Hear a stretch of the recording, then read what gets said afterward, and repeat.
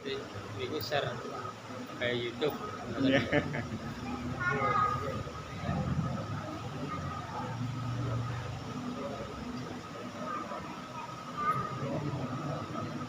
Bismillahirrahmanirrahim.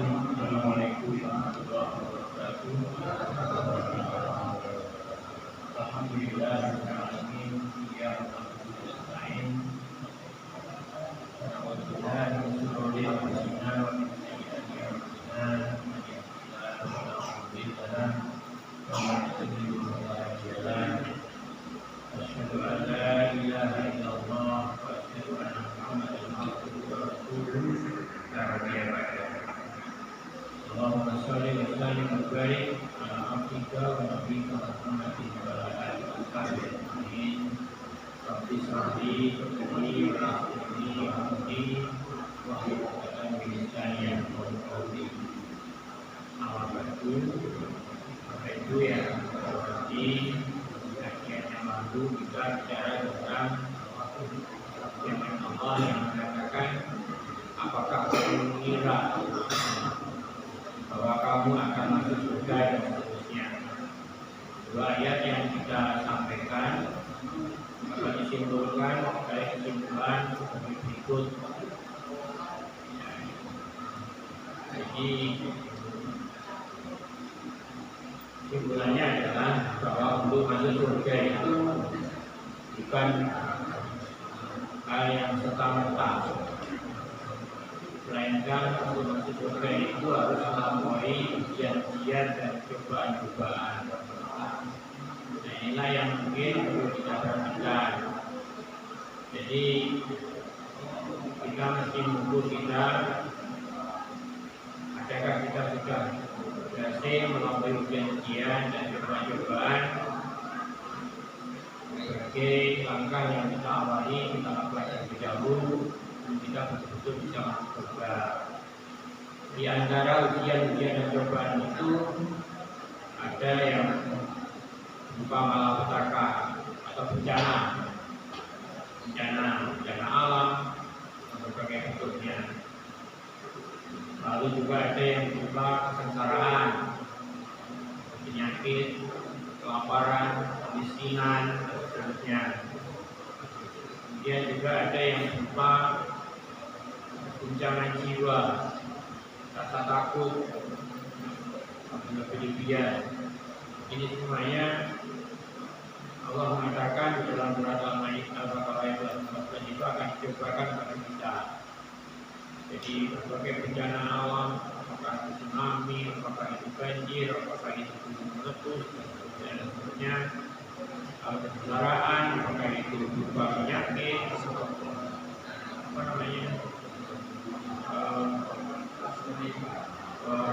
COVID, misalnya, maka itu berupa kemiskinan, kelaparan, kemudian juga kadang kita mengalami satu rasa ketakutan yang tidak jelas ketakutannya. Ini adalah cobaan-cobaan. Dalam Al-Baqarah ayat 14, firman Allah, "Antasibtum antadkhulul jannah sebelum masaktum al-ba'sa wa dharra wa zulzilu." Sebelum ditimpakan atas sekalian atas mereka itu adalah bencana, kesengsaraan, dan diguncangkan sedemikian rupa. Juga sebagai prasyaratnya adalah hendaklah kita berjihad, yaitu melawan hawa nafsu khususnya. Berjihad melawan hawa nafsu khususnya, dan kita hendaknya senantiasa bersabar. Kalau kita bicara masalah jihad, umumnya orang mengartikan angkat senjata di peperangan. Tapi sesungguhnya kalau kita melihat pada hadis juga dikatakan jihad itu adalah yang justru jihad yang terbesar itu adalah jihad melawan hawa nafsu. Kita pulang dari jihad kecil menuju kepada jihad yang besar. Sejak minal jihad bil asghar ila jihad bil akbar. Lalu tanya apa itu jihad akbar itu? Ialah jihad nafsi, yaitu melawan hawa Jadi bisa terjadi peperangan, jihad bisa pula jihad berarti melawan hawa nafsu. Dan diperlukan dalam hal ini adalah kesabaran, ya, kesabaran, yaitu sabar tidak hanya dalam sabar mengalami penderitaan, tetapi juga sabar dalam menjalani syariat Allah. Kalau itu perintah, kita sabar menjalankan perintah Allah. Kalau itu larangan, kita sabar menjauhi larangan Allah. Kalau sabar dalam penderitaan, insya Allah kita sudah paham semuanya.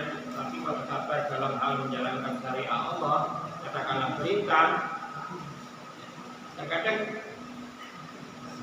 perintah-perintah Allah untuk melakukan sesuatu amalan ibadah, karena butuh waktu yang lama, berdoa sajalah. Apa yang kita harapkan dalam doa kita itu tidak kunjung terwujud, akhirnya tidak sabar, lalu putus dari doa. Demikian juga mungkin sholat, sholat ini bagi kesel. Puasa juga demikian, haji dua duit dong.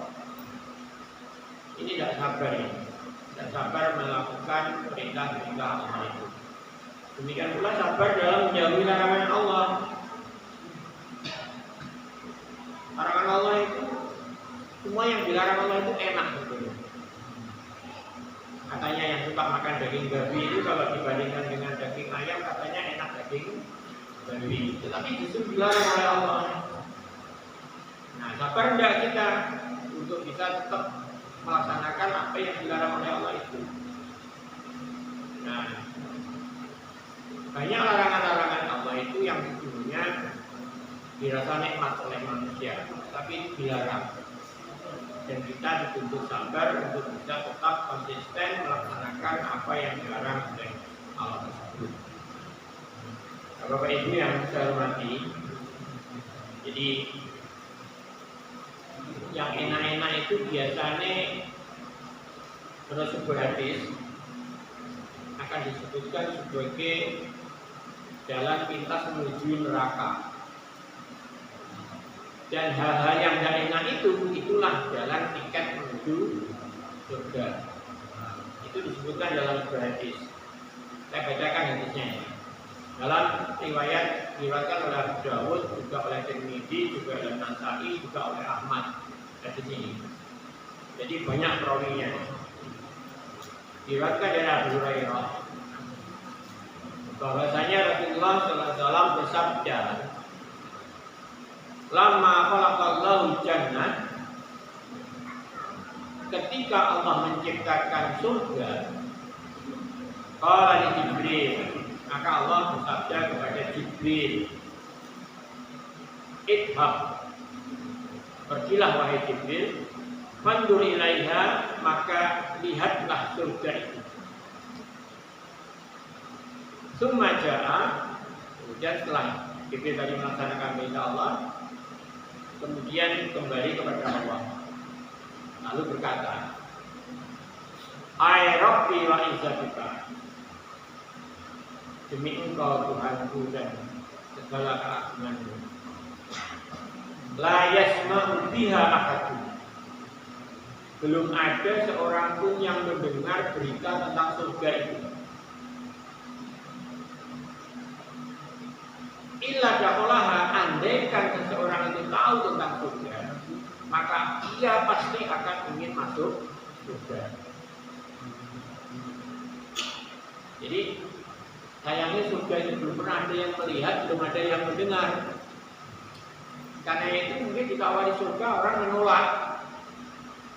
Tetapi kata Jibril, andaikan orang itu tahu akan surga, maka tidak seorang pun yang menolak untuk masuk surga. Itu tadi sayangnya belum ada orang yang bercerita tentang atau melihat mendengar tentang surga itu. Nah, lalu summa khafaha bil makarih. Tadi belum, yang masih Jibril hanya sekedar melihat surga. Dan ternyata surga itu menyenangkan, menarik, sehingga kelak tidak ada orang yang tidak ingin masuk surga. Tetapi kemudian oleh Allah, surga itu tsumma khaffaha bil makarih. Surga itu kemudian oleh Allah diliputi dengan hal-hal yang makruh. Makruh itu sesuatu yang tidak suka, tidak disenangi. Diliputi oleh hal yang tidak menyenangkan. Apa itu? Kalau prakteknya mungkin ya ibadah. Banyak orang yang tidak senang melakukan ibadah, suruh puasa ya enggak, suruh sholat ya enggak, suruh zakat ya enggak, dan bentuk-bentuk perintah Allah yang lain yang itu enggan manusia untuk melakukan. Tetapi itulah yang mengitari surga. Nah, lalu Allah mengelilingi surga itu dengan hal-hal yang tidak disuka oleh manusia. Tsumma qala, kemudian Allah bersabda kepada Jibril lagi, ya Jibril, idhab, pergilah kamu, fandur ilaiha, maka lihatlah surga itu, yaitu setelah dikelilingi oleh hal-hal yang tidak disuka oleh manusia. Fadhhab ilaiha, kemudian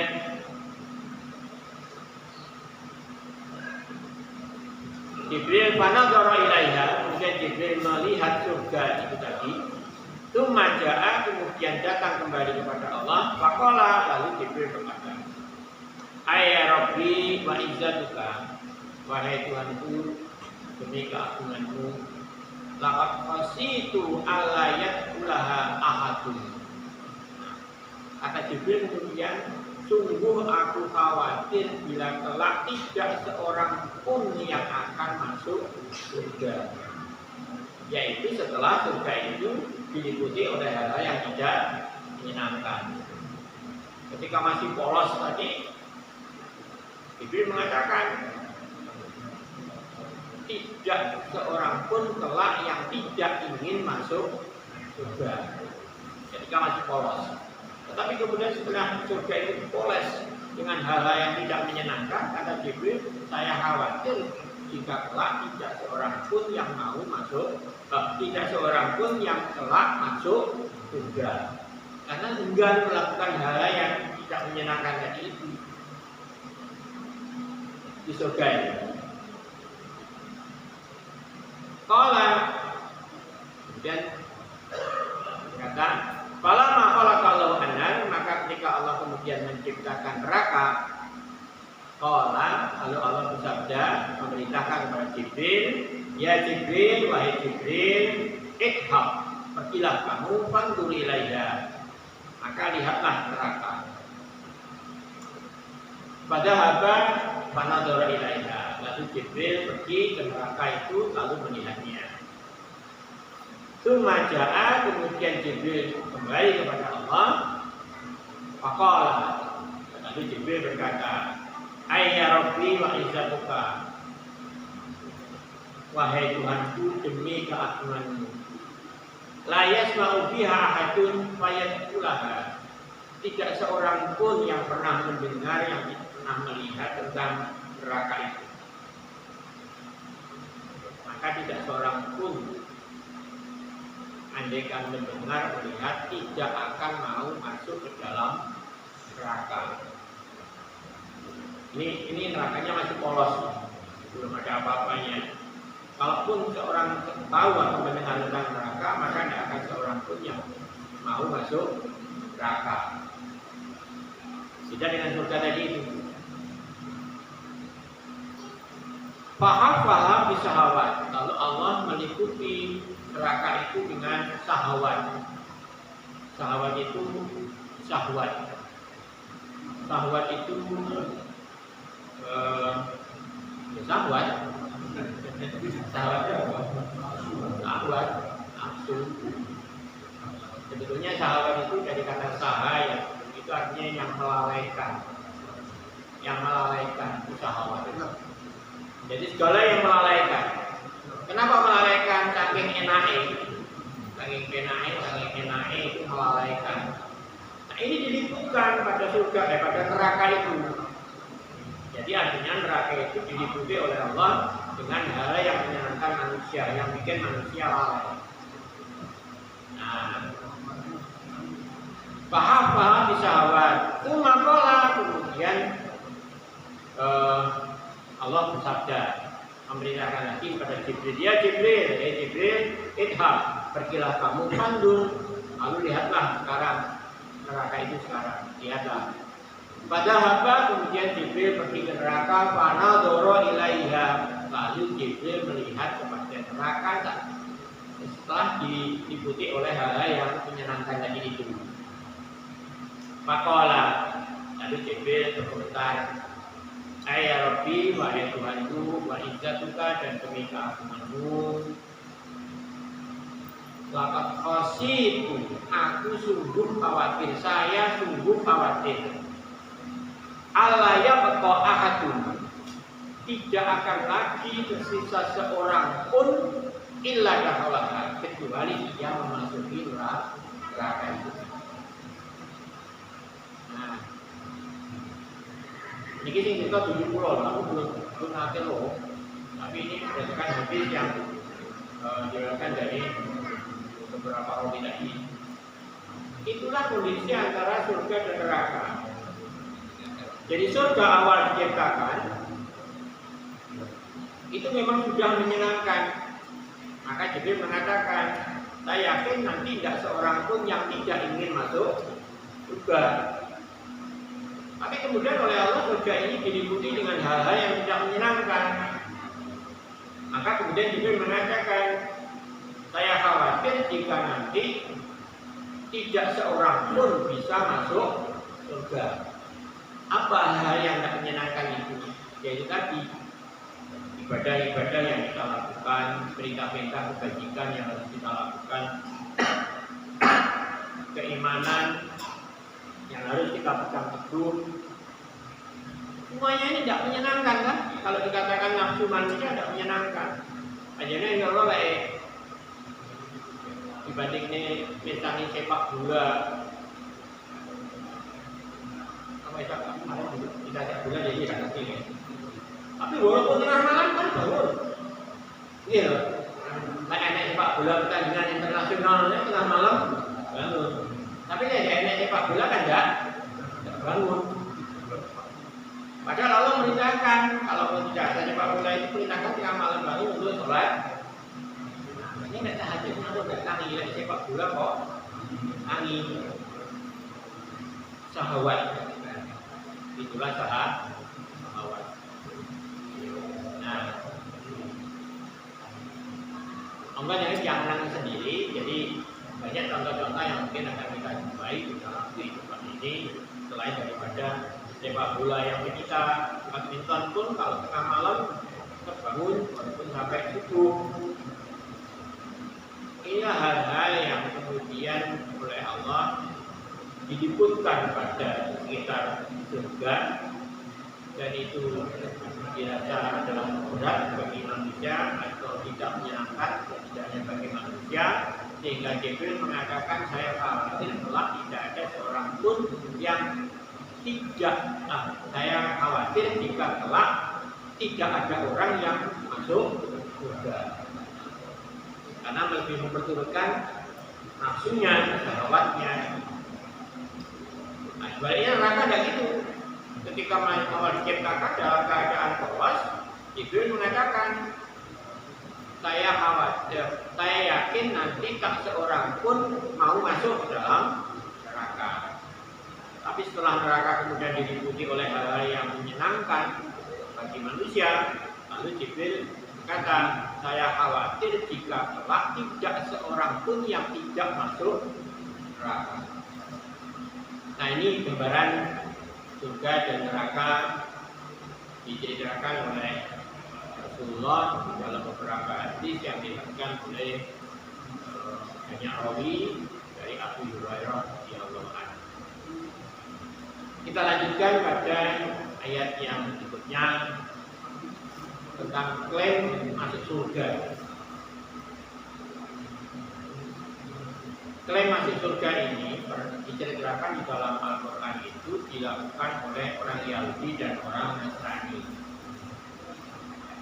Jadi orang Yahudi dan orang Nasrani disebutkan dalam ayat surat Al-Baqarah 111-112 itu meyakini bahwa dirinya itu ahli surga. Nah kalau kita jangan yakin dulu bahwa kita ini sudah menjadi ahli surga sebelum kita betul-betul mampu melewati ujian-ujian, cobaan-cobaan, berupa bencana-bencana, kesesaran-kesesaran, dan juga keguncangan yang akan Allah cobakan atas kita sekalian. Maka yang penting bagi kita adalah bukan harus takut, tetapi siap untuk melakukan apapun cobaan yang diberikan oleh Allah kepada kita sekalian. Orang Yahudi dan orang Nasrani disebutkan di dalam surat Al-Baqarah ayat 111, 112. Allah berfirman, "A'udzubillahi minasyaitonir rajim wa qalu la yadkhulul jannah illa man kana hudan aw nasara." Orang-orang Yahudi, orang Nasrani itu berkata, la yadkhulul jannah, tidak akan masuk surga illa kecuali man kana hudan, kecuali dia itu orang Yahudi atau orang Nasrani. Nah, jadi awal dari ini kan menurut keyakinan mereka itu kita ini bukan ahli surga dan tidak akan masuk surga menurut keyakinan mereka. Ya, kul, lalu Allah memberitakan, hatu burhanakum in kuntum shadiqin. Katakan Allah, berikanlah burhanmu. Burhanmu itu artinya apa dalilmu, apa bukti-bukti darimu, in kuntum shadiqin, kalau memang kalian itu betul-betul apa yang kamu katakan. Itu kan hanya apa namanya itu, angan-angan kan? Itu kan hanya angan-angan. Panjenengan aku percaya kira-kira oleh enek wong sing wis nate lihat surga, lihat neraka. Kalau ada orang yang mengatakan lihat surga, misalnya ini, di YouTube itu kan ada mubalik yang pernah mengatakan mimpi melihat surga, mimpi melihat neraka. Kalau saya dikatakan seperti itu 100% atau mungkin 1000%, menurut saya itu adalah tidak benar. Jadi surga dan neraka adalah bagian ciptaan Allah yang tidak ada telinga yang pernah mendengar, tidak ada mata yang pernah melihat. Nah, tapi orang Yahudi, orang Nasrani mengatakan bahwa dia optimis bisa masuk sebagai ahli surga, yang lainnya enggak. Ini adalah angan-angan daripada orang Nasrani dan orang Yahudi diceritakan di dalam ayat ini. Maka Allah menantang, kayak panjang bener omongan itu, opo bukti kalian kalau memang kalian betul dalam apa yang kamu katakan. Dijawab oleh Allah, bala, tidaklah demikian. Man aslama wajhahu lillah wa huwa muhsinun falahu ajruhu inda rabbih. Tapi oleh Allah dikatakan, siapa saja, siapapun yang menyerahkan, berserah diri kepada Allah dan dia berbuat baik, maka baginya adalah pahalanya dari sisi Allah. Jadi tidak lagi memandang sapa wonge. Orang Yahudi pun, orang Nasrani pun, Nasrani ini artinya penduduknya Nabi Isa. Orang Islam pun, asal dia berserah diri kepada Allah dan dia mau melakukan perbuatan kebajikan, falahu ajruhu inda rabbih, maka baginya adalah pahalanya dari sisi Tuhannya. Nah, jadi tidak masuk surga itu tidak terpengaruh oleh kebangsaan atau golongan atau siapa. apa, tapi yang penting punya kriteria berserah diri kepada Allah dan mau berbuat kebajikan. Muhsin ini silakan nanti dianalisa, hanya di antara yang masuk dalam pengertian muhsin itu ialah mereka yang taat kepada Allah. Jadi banyak yang ada muhsin, ada mutakin, ada mukmin dan sebagainya. Nilainya sama. Nah, maka menurut ayat ini apa yang dikatakan oleh Yahudi itu tidak benar. Apa yang dikatakan oleh Nasrani bahwa selain mereka tidak akan masuk surga dibantah oleh Allah. Al-Quran Allah mengatakan siapapun yang mau berserah diri kepada Allah dan siapapun yang mau berbuat ihsan maka baginya pahala sisi bulannya. Nah, dalam penjelasan dalam kitab Ibnu Katsir tentang ayat ini, maka idda'a kullu ta'ifatin minal yahud wan nasara annahu la yadkhulul jannah illa man kana ala millatiha. Orang masing-masing dari orang Yahudi dan orang Nasrani mengaku-ngaku bahwasanya tidak akan masuk surga kecuali mereka yang berada di dalam agama mereka. Jadi mereka yang seagama dengan mereka. Inilah yang akan masuk surga. Nah, tilka amanihum, itulah angan-angan mereka. Jadi Al-Quran mengatakan itulah angan-angan mereka, tidak didasarkan pada nas-nas yang konkret, yang qat'i. Dalam agama kok tidak ada angan-angan. Yang belajar itu nanti yang ada itu. Angan-angan kalau diperturutkan tanpa ada kendali dari pokok ajaran agamanya, belajar itu nanti isinya ngarang-ngarang artinya. Isinya ngarang-ngarang. Seperti ceritanya ketika Nabi Musa dipanggil oleh Allah untuk datang ke satu tempat itu, kemudian ditinggalkan, ada umatnya yang kemudian ngarang-ngarang menjadikan sapi sebagai Tuhan. Ngarang-ngarang itu sapi oleh orang sapi yang paling mulia itu di India nama paling mulia itu lecongnya oleh disucikan sapi. Angan-angan itu, ya.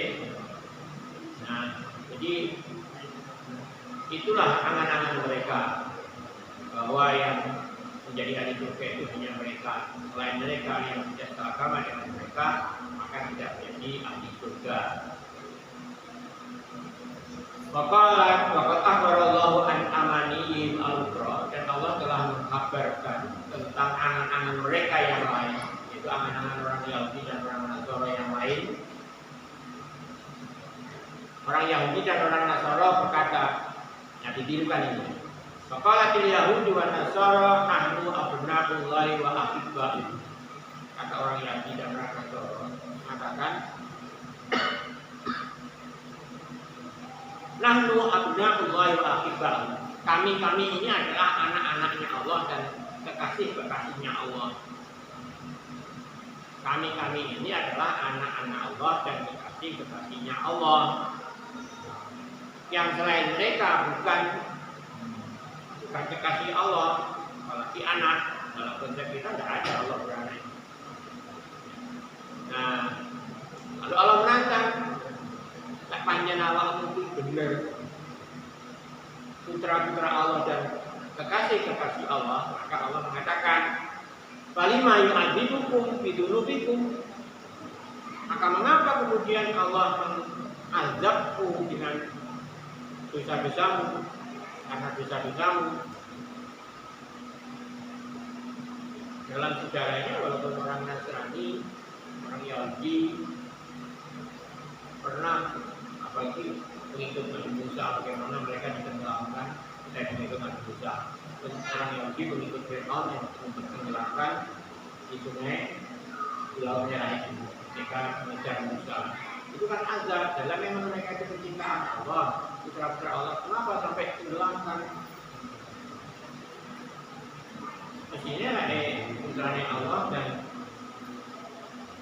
kekasih Allah, ya Allah tidak akan mengazabnya. Maka dibantah oleh Allah, "Kalima yu'adzibukum bidunubikum." Maka apa Allah azab kalian dengan dosa-dosa kalian? Bal antum basarun mimman khalaqa, lalu ditegaskan oleh Allah, kamu itu tidak lebih adalah manusia biasa di antara yang diciptakan oleh Allah. Jadi tidak ada keistimewaannya di antara kita manusia, apakah itu Yahudi, apakah itu Nasrani, apakah itu Muslim. Dari segi kebangsaan yang tidak ada, apakah itu Israel, apakah itu Arab, apakah itu Indonesia, satu sama lain tidak ada keistimewaan kecuali nanti akan kita bacakan. Nah, jadi sama, Allah tidak beda-bedakan. Yang salah ya hukum, yang benar ya benarkan oleh Allah. Nah, kalau ukuran yang benar itu masuk surga,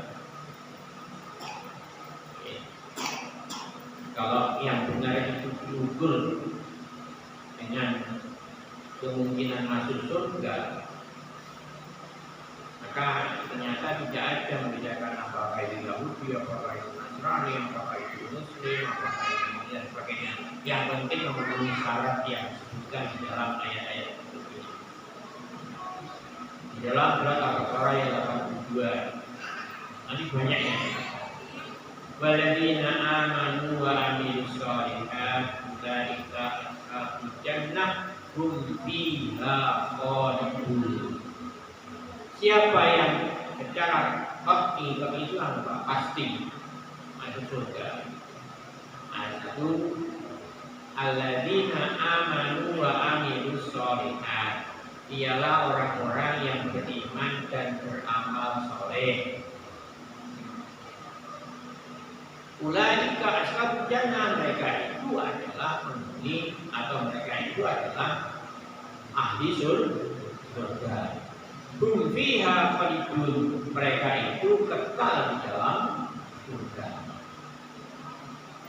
Ayat ini menunjukkan siapa itu penghuni surga, ialah yang memenuhi kriteria amanu, beriman. Yang kedua, wa amilus shalihat, beramal soleh. Bagaimana mereka?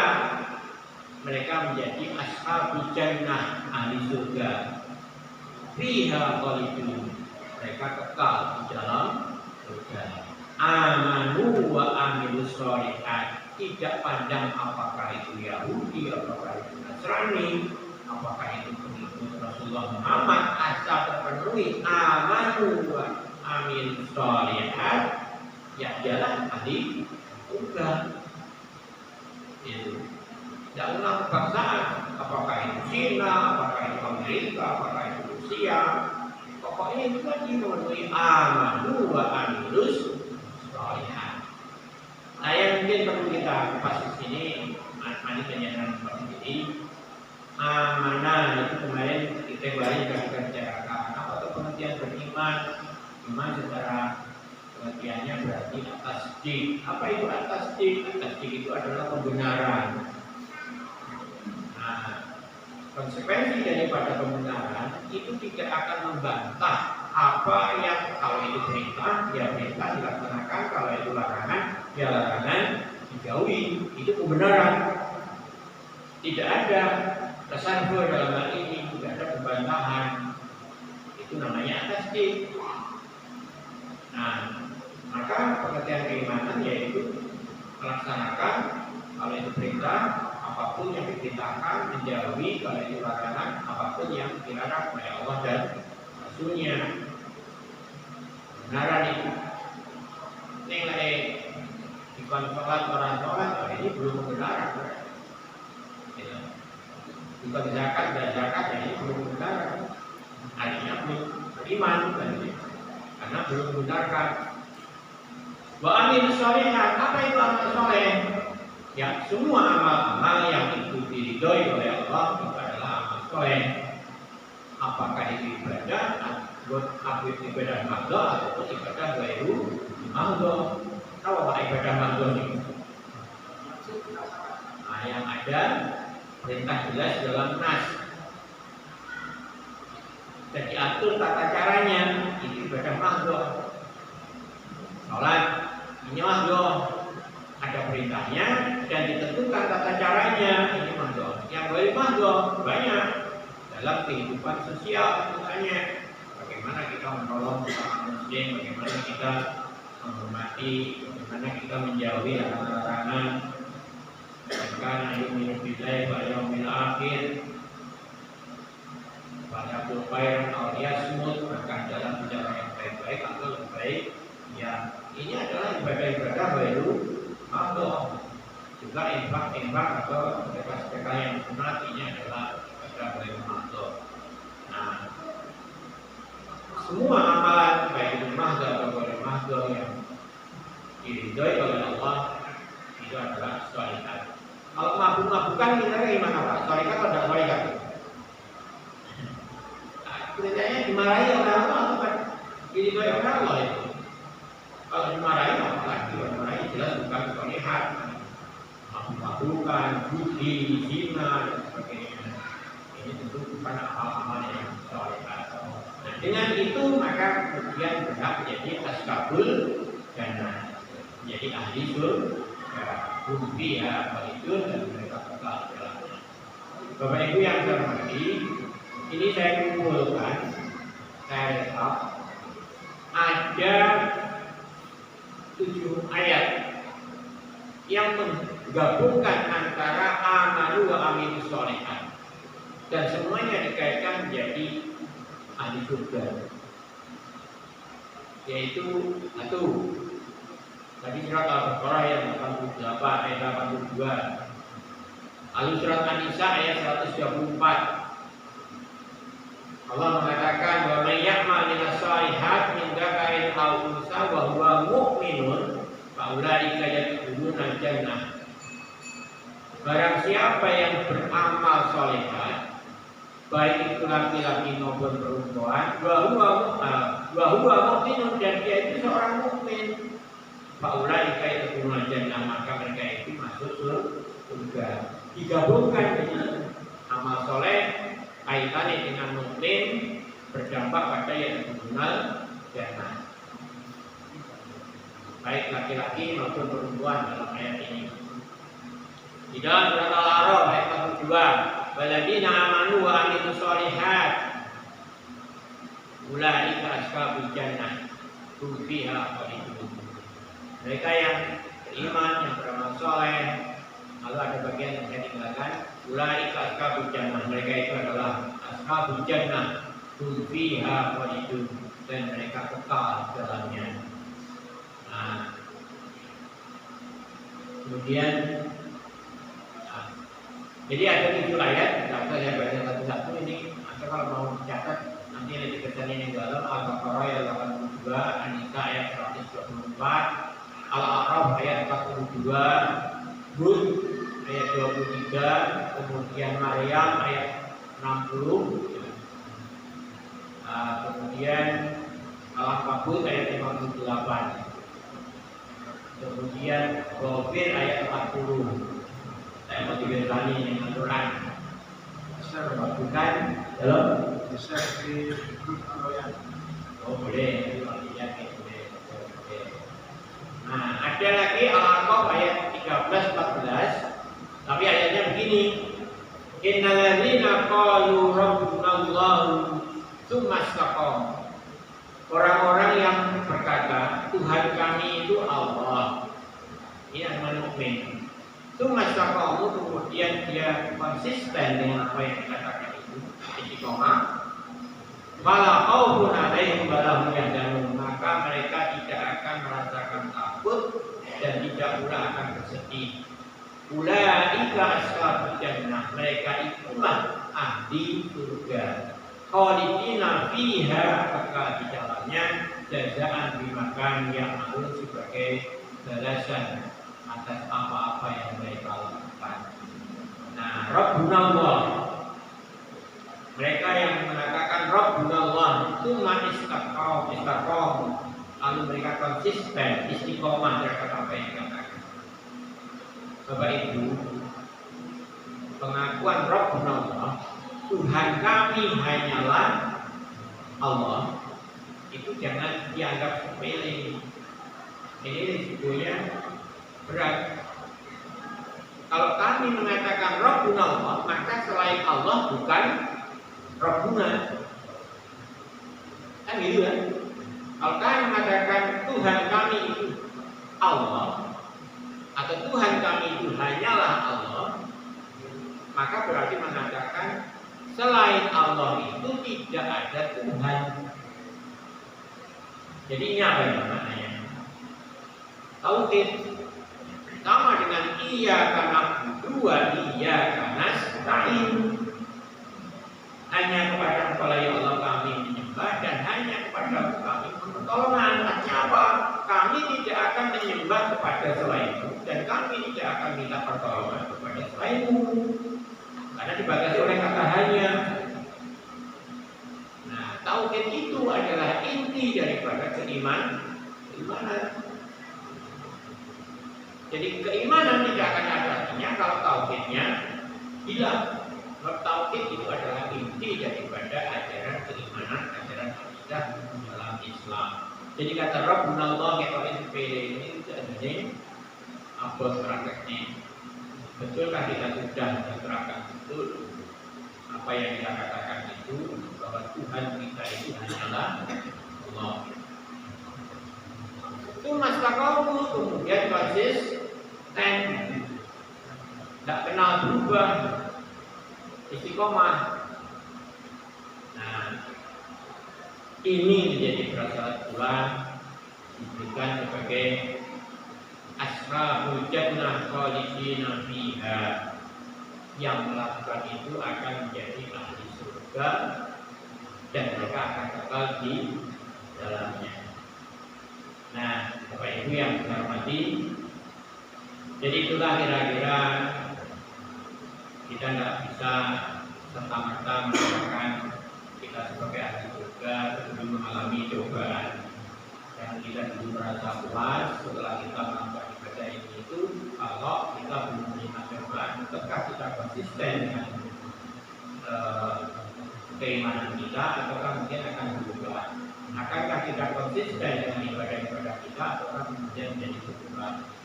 Maka keimanan marilah kita pegang dengan sungguh-sungguh dalam keadaan bagaimanapun dan kapanpun. Istiqomah pegang keimanan, lalu istiqomah pula melakukan amal-amal yang soleh dalam keadaan bagaimanapun, kapanpun, dimanapun. Karena itulah menjadi tiket kita untuk kelak kita menjadi ahli surga ya Allah. Jadi jangan betul keimanan. Nah, nanti banyak silakan kupas apakah keimanan kita itu sudah betul-betul mantap dan sudahkah betul-betul Rabbuna Allah itu diterapkan, iyyaka na'budu wa iyyaka nasta'in sudahkah diterapkan.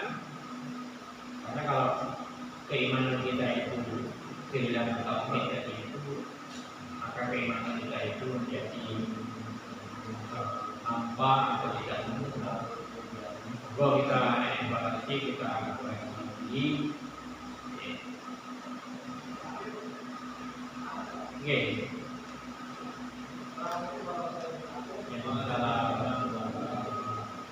yang dijelaskan tadi, saya tidak salah bilang keterangan orang menghuni atau bisa masuk surga itu salah satu syaratnya adalah orang yang beriman. Nah, berarti kalau kita seperti itu berarti orang yang memiliki pendidikan muslim itu belum tentu bisa masuk surga. Apa betul? Gini, muhsin itu hanya ekspresi daripada keimanan tadi itu. Muhsin itu berangkat dari keimanan. Dari keimanan itu kemudian mendorong dia untuk melakukan perbuatan ihsan. Nah, dalam hadisnya lewat Bukhari itu ihsan itu adalah tingkatan tertinggi setelah iman. Karena dalam pengertian ihsan itu beribadahlah kamu seakan-akan kamu melihatnya, ataupun kalau kamu tidak bisa melihatnya, yakinlah bahwa Allah itu melihatmu. Kalau diterangkan betul ya. Jadi kita di dalam beramal apapun, entah itu ibadah mahdoh atau ibadah ghairi mahdoh, dengan keyakinan kuat seakan-akan kita itu ketika beramal itu melihat Allah, atau kalaupun kita tidak melihat Allah, maka kita yakin ketika itu Allah melihat kita, maka itu adalah ihsan. Dan itu berarti meyakini bahwa iman betul terhadap Allah. Nah, jadi tidak lepas. Maka kalau dalam hadis yang Bukhari itu tingkatan terendah itu Islam, itu tingkatan terendah. Islam itu seperti juga dalam Al-Quran yang dinyatakan bahwa sila Arabu amanah lalu dibantah katakan oleh kamu berikut Islam. Nah, jadi Islam tingkatan terendah, artinya boleh saja kita itu sholat, boleh saja kita itu puasa, boleh saja kita itu haji, tapi belum tentu itu berangkat dari keimanan yang betul. Artinya apa? Mungkin CNN tendensi lain kecuali hanya karena mengharapkan itu Allah, pengen dulu uang, pengen dulu ini dan sebagainya. Islam. Nah, kemudian meningkat menjadi iman, mukmin yang didasari oleh jadi melakukan Islam tetapi didasari oleh keimanan bahwa Allah itu yang memerintahkan, melaksanakan perintah-perintah Allah. Nah, lalu kemudian dalam mengajarkan itu seakan-akan sangat dekat dia dengan Allah, sampai-sampai mungkin dia sempat merasa melihat Allah atau dia berkeyakinan Allah lah yang melihat. Ini hanya kata-kata yang bukan berarti dalam sebenarnya melihat dengan mata kepala enggak, tetapi perasaannya itu sangat dekat dengan Allah. Jadi tingkatan-tingkatan seperti itu ada disebutkan dalam riwayat Bukhari. Mahwal itu ketika malaikat datang menanya kepada Rasulullah, mahwal Islam, mahwal iman, mahwal ihsan. Lalu dijawab seperti itu. Nah, kalau sudah jawaban Nabi ya tidak ada lagi yang benar daripada apa yang dijawab oleh itu. Nah, muksin itu juga menjadi mutakin, mukmin itu sama saja. Jadi kata Pak ini Pak, orang korupsi itu muslim enggak? Mungkin muslim dia itu, mungkin dia sholat ya, puasa ya, haji, karena bukan yang koruptor yang haji. Ada enggak? Ada. Mungkin saja dia baru muslim, tapi belum mukmin. Apalagi muksin. Kalau muksin tidak mungkin dia enak iming-iming kesempatan korupsi terus dilakoni, dia merasa diawasi dekat dengan Allah. Itu berangkat dari keimanan yang sungguh-sungguh tentang adanya Allah. Segala yang dilakukan terpancar dari keimanannya sehingga karena itu. Tetapi ini jangan samakan dengan ya. Jangan samakan dengan apa itu? Manunggal Gustilan, apa ya? Manunggal Gustilan, manunggal Kaurolan, itu kejawen itu ya, kejawen itu, tidak seperti itu. Kalau manunggal Kaurolan Gusti itu lebih tepat disebutkan di dalam trinitas itu, dia Tuhan anak, ya Tuhan Bapa, ya Tuhan. Jadi akan menyambung itu. Kan Pak, boleh begini. Jadi Allah kita tingkatan tertinggi dari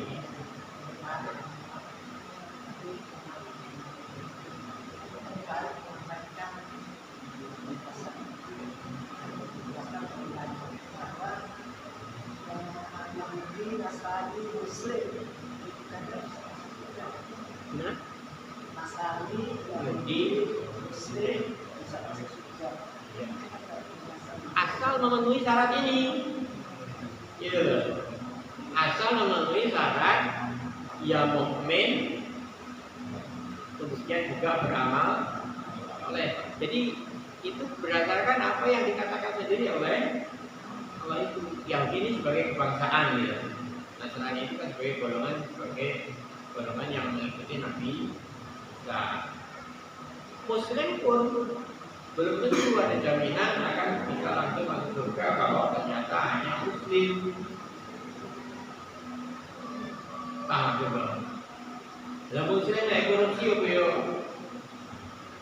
Jelas dia berbuat perbuatan munkar. Hanya bedanya lah korupsi perbuatan dosa, tapi dosanya kecil walaupun dia punya konsekuensi nanti itu bisa masuk neraka tapi tidak lama-lamanya. Orang zina itu mungkin tidak masuk surga. Nah, mungkin kan? Nah, Nabi sendiri yang mengatakan sekalipun kamu zina, sekalipun kamu curi, masih ada harapan untuk bisa masuk.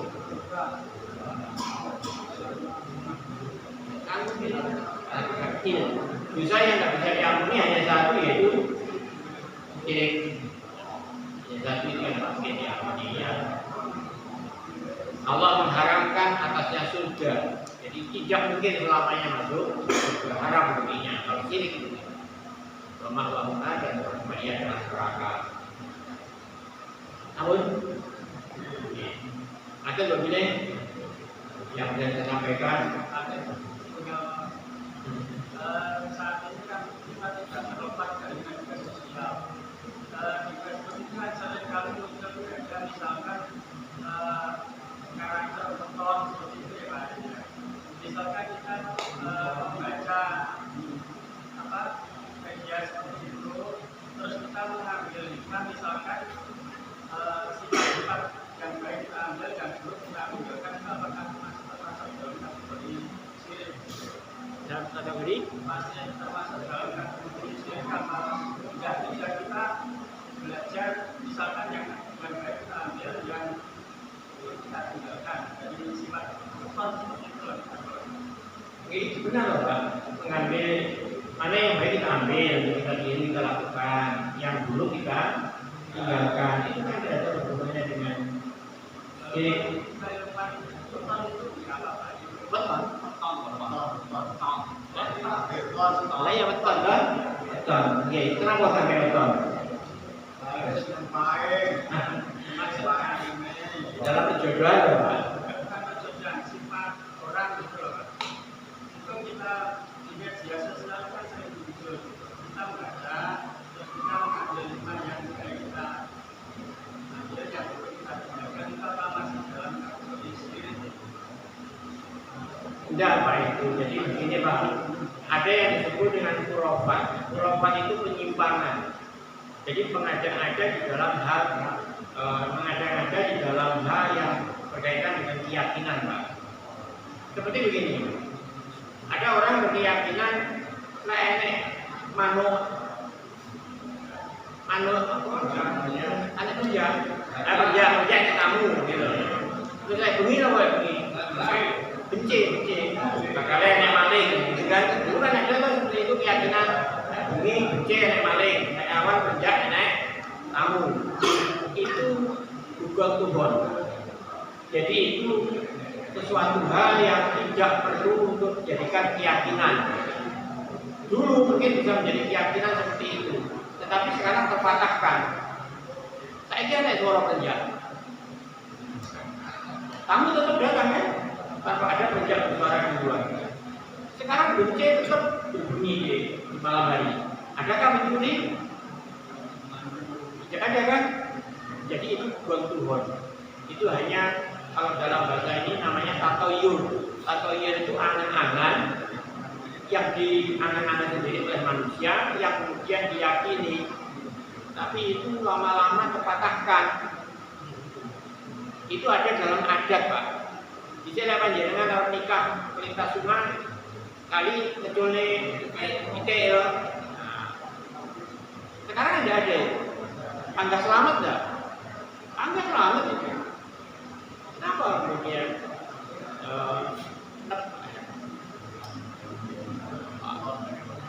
saya ada tadi kurang kurang anu ya, kurang paham, tapi yang jelas ada data seperti itu ada. Hitung dino, gitu, hitung dino. Ada yang berkeyakinan keponakan saya sendiri soalnya. Terus mending dino ini kemudian sudah mending, sudah sepakatan antara orang tua dengan orang tua dino ini. Tapi sing orang tua sebelah ini dipengaruhi oleh dukun. Nah ternyata ini sudah disepakati, sudah tersebar, si dukun ini berubah. Lagi dia manut. Gitu. Yang tadi tanya yang saudara saya ini yang kemudian bingung. Uang tanggale jangan tersebar mau dirubah. Ternyata setelah dilakoni pun tanpa ada perubahan dan dihubungi tadi. Ternyata ya selamat maka tidak tahu apa-apa saya kira